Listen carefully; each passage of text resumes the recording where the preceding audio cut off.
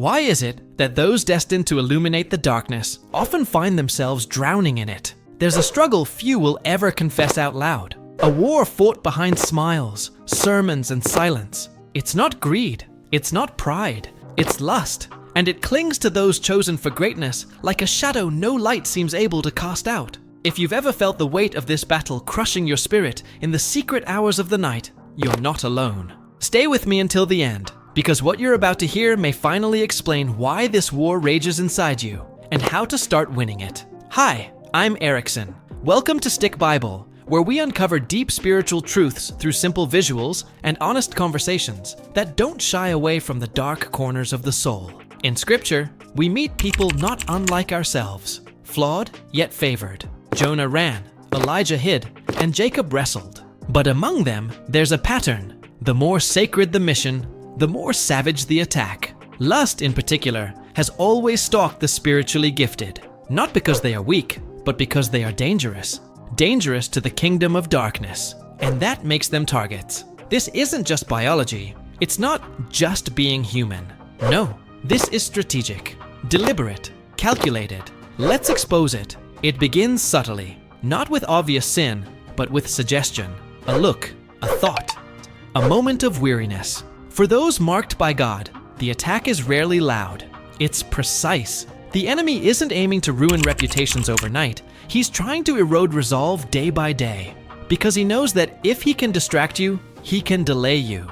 And if he can delay you long enough, he might just destroy what you were born to build. Let's talk about something few do: spiritual fatigue. Many chosen ones burn bright until they burn out. Not because they lacked passion, but because they were never taught how to rest spiritually. And in that exhaustion, lust sneaks in, not just as temptation, but as escape. Not because of desire, but because of depletion.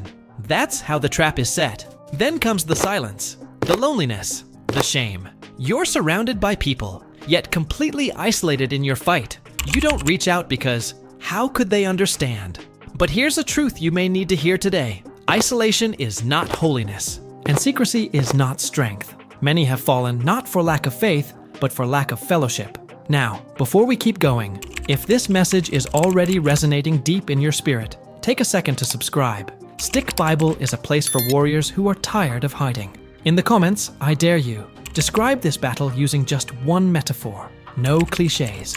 Be raw. Be real. Let's make the silence tremble. Let's go deeper. Lust doesn't always wear a red dress. Sometimes it looks like comfort. Like affirmation.